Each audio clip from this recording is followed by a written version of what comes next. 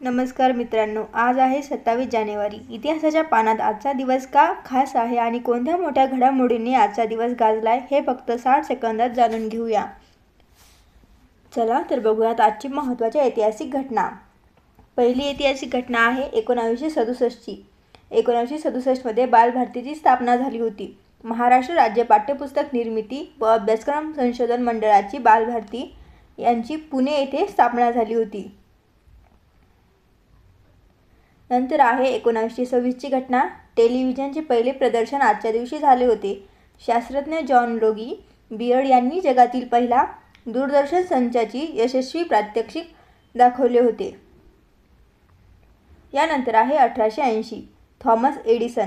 प्रसिद्ध संशोधक Thomas Alva Edison यांनी विजेच्या दिव्यांसाठी पेटंट मिळवले होते.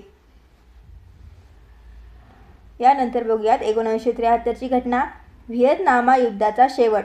आजच्या दिवशी व्हिएतनाम युद्धाचा शेवट झाला होता. 27 जानेवारी 1973ला पॅरिसमधील शांतता करारावर स्वाक्षरी होऊन 31 वर्षे चालवलेले व्हिएतनाम युद्ध अधिकृतपणे संपुष्टात आले होते. यानंतर 1945. ओजवीस मुक्ती.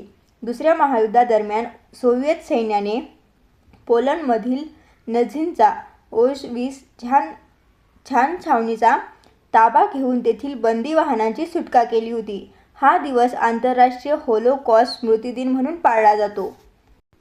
1963मध्ये आजच्याच दिवशी दिल्लीच्या नॅशनल स्टेडियमवर लता मंगेशकर यांनी ए मेरे वतन के लोगो हे अजरामर गीत पहिल्यांदा गायले होते. हे गाणे ऐकून तत्कालीन पंतप्रधान पंडित जवाहरलाल नेहरू यांच्या डोळ्यातही पाणी आले होते.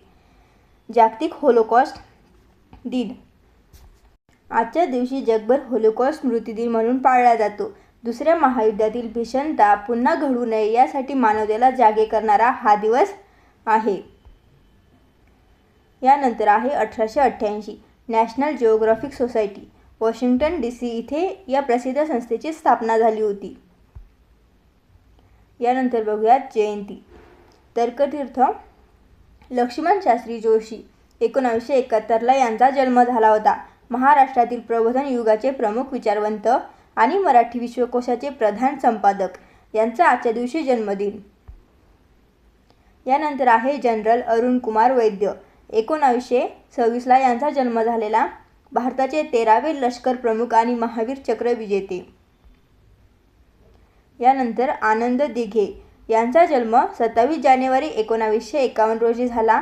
हे शिवसेना नेते ज्याने ठाण्याचे धर्मवीर म्हणून ओळखले जाते. आनंद दिघे आहे. यानंतर आहे अजित. 1922 यांचा जन्म. प्रसिद्ध हिंदी चित्रपट अभिनेते खलनायक म्हणून ते प्रसिद्ध आहेत.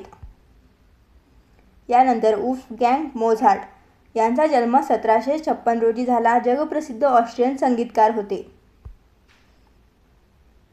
यानंतर आहेत बॉबी देओल. यांचा जन्म 1967. हिंदी चित्रपट अभिनेते. बॉबी देओल हे हिंदी चित्रपट अभिनेते होते. यानंतर बघूयात मृत्यू. पुण्यतिथी बघूयात.